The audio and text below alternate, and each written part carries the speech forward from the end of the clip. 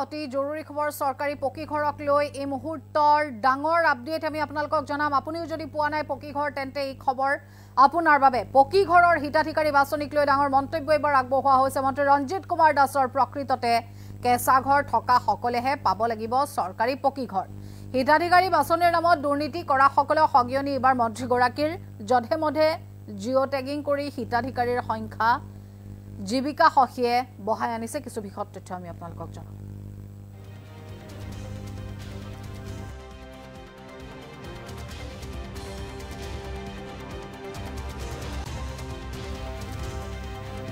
সৰকাৰি পকি ঘৰক লৈ ডাঙৰ আপডেট আপুনিও যদি পোৱা নাই পকি ঘৰ তেন্তে এই খবৰ আপোনাৰ বাবে জীৱিকা সখীয়ে সৰকাৰক দিয়া তালিকাত নাম থাকিলে আপুনি পকি ঘৰ নাপাব পকি ঘৰৰ হিতাধিকাৰীৰ বাছনিক লৈ ডাঙৰ মন্তব্য এবাৰ মন্ত্ৰী ৰঞ্জিত কুমাৰ দাসৰ প্ৰকৃততে কেঁচা ঘৰ থকা সকলেহে পাব লাগিব সৰকাৰি পকি ঘৰ হিতাধিকাৰী বাছনিৰ নামত দুৰ্নীতি কৰা সকলক এইবাৰ মন্ত্ৰীগৰাকীৰ সকিয়নি জীৱিকা সখীয়ে সৰকাৰক দিয়া তালিকাত নাম নাপালেই নাম থাকিলে পকি ঘৰ তেওঁলোকে নাপায় জধে মধে জিঅ' টেগিং কৰি হিতাধিকাৰীয়ে আচলতে এই সমূহ সুবিধা যেহেতু বৰ্তমান পাইছে জীৱিকা সখীয়ে সৰকাৰক দিয়া যি তালিকা সেই তালিকাত নাম থাকিলে সৰকাৰি পকি ঘৰ হয়তো তেওঁলোকে নাপাব পাৰে গাঁও সভাত পঞ্চায়তৰ সভাপতি আৰু সচিবে স্বাক্ষৰ কৰি দিব লাগিব তালিকাখনত পৰৱৰ্তী সময়ত বিভাগীয় লোকে ঘৰে ঘৰে গৈ পৰীক্ষা কৰিব লাগিব তালিকা ভুৱা হিতাধিকাৰীৰ নাম সোমালে হাৰি যাব নোৱাৰিব পঞ্চায়তৰ সভাপতি আৰু সচিবো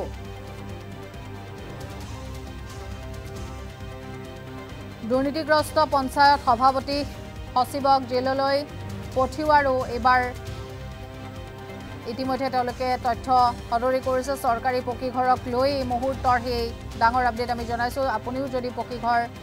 পোৱা নাই তেনেহলে এই খবৰ আপোনাৰ বাবে বিভিন্ন ধৰণৰ ইতিমধ্যে আচলতে ক্ৰাইটেৰিয়া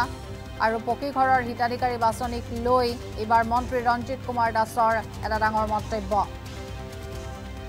প্ৰকৃততে কেঁচা ঘৰ থকা সকলেহে সৰকাৰি পকি ঘৰসমূহ পাব লাগিব আৰু বিশেষকৈ হিতাধিকাৰী বাছনিৰ নামত দুৰ্নীতি কৰা সকলকো মন্ত্ৰীগৰাকীয়ে তীব্ৰ ভাষাৰে সকিয়নি দিয়ে কেৱল ইমানে নহয় বিশেষকৈ জধে মধে জিঅ' টেগিং কৰি হিতাধিকাৰীৰ সংখ্যা বঢ়াইছে এতিয়া জীৱিকা সখীয়ে যেনেধৰণে এতিয়া সংখ্যা বঢ়াই গৈ আছে গতিকে জীৱিকা সখীয়ে সৰকাৰক দিয়া সেই তালিকাত নাম থাকিলে হয়তো তেওঁলোকে পকি ঘৰ নাপাব পাৰে গাঁও সভাত পঞ্চায়তৰ সভাপতি আৰু সচিবে স্বাক্ষৰ কৰি দিব লাগিব সেই তালিকাত তেতিয়াহে তেওঁলোকে সেই আচলতে সুবিধা তেওঁলোকে লাভ কৰিব পৰৱৰ্তী সময়ত বিভাগীয় লোকে ঘৰে ঘৰে গৈ পৰীক্ষা কৰিব লাগিব সেই তালিকাসমূহ মুঠৰ ওপৰত ক্ৰাইটেৰিয়া বহুত আৰু ইতিমধ্যেই যিখন তালিকা সেই তালিকাক লৈ শেহতীয়া খবৰ ভুৱা হিতাধিকাৰীৰ নাম সোমালে হাৰি যাব নোৱাৰিব পঞ্চায়তৰ সভাপতি আৰু লগতে সচিবো দুৰ্নীতিগ্ৰস্ত পঞ্চায়ত সভাপতি সচিবক জেললৈ পঠিওৱা হ'ব বুলিও শেহতীয়াকৈ তেওঁলোকে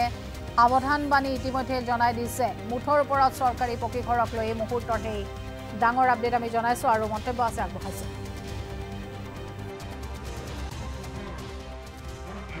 জীৱিকা সখীবিলাকে সাৰ্ভে কৰাৰ পিছত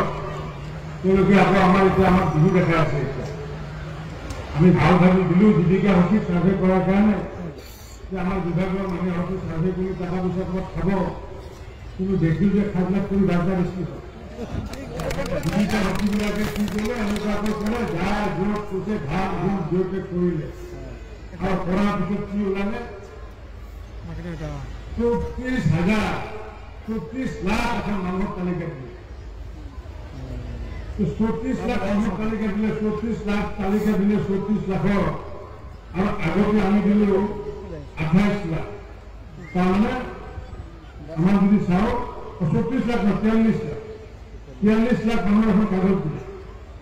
আৰু আগতে দিলোঁ আমি দিলোঁ 28 লাখ ভোট দিলোঁ আৰু 28 লাখৰ লগত যদি 44 লাখ যদি আমাৰ যদি পূৰণ কৰোঁ তেতিয়াহ'লে হয় আমাৰ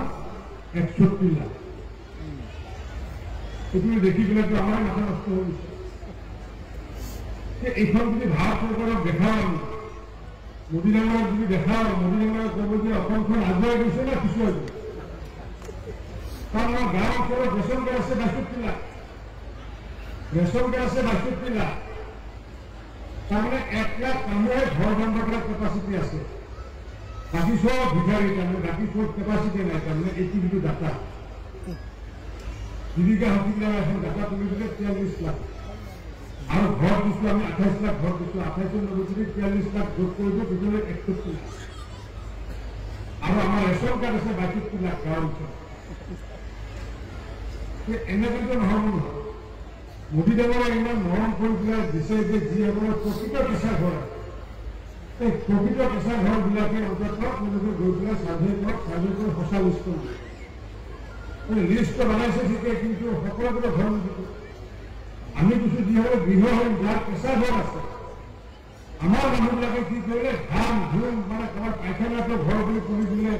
গাহৰি ঘৰটো তুলি দিলে গৰুৰ ঘৰটো ঘৰ বুলি তুলি দিলে তুলি দি পেলাই এটা জেগি এই কাৰবাৰ নচলিব কাৰণ কিয় মোদী ডাঙৰীয়া হওক বা হিমন্ত বিশ্ব শৰ্মা ডাঙৰীয়া হওক চৰকাৰী পইচা সৎ খৰচ হ'ব লাগিব মই সেইকাৰণে আপোনালোকক আহ্বান জনাইছোঁ যে গাঁও সভা হ'ব আৰু এই গাঁও সভাপতি আৰু পঞ্চায়তৰ স্বীকৃতি সচিবে চহী কৰি দিব লাগিব যে প্ৰকৃত অৰ্থত সেই গাঁওখনত কিমান ঘৰৰ মানুহে কেঁচা ঘৰ আছে বা ঘৰ পোৱা সেই জীৱিকা সখীৰ যি তালিকা সেই তালিকাৰ আধাৰত নহ'ব সেই নহ'ব এতিয়াই নহ'ব এইটো 28 লোক যদি যোগ কৰি দিওঁ তেতিয়াহ'লে মোৰতো 61 লাখ ওলাই যাব আৰু ৰেচন কাৰ্ড আছে 62 লাখ মই কি হিচাপ দিম ভাৱ কৰিব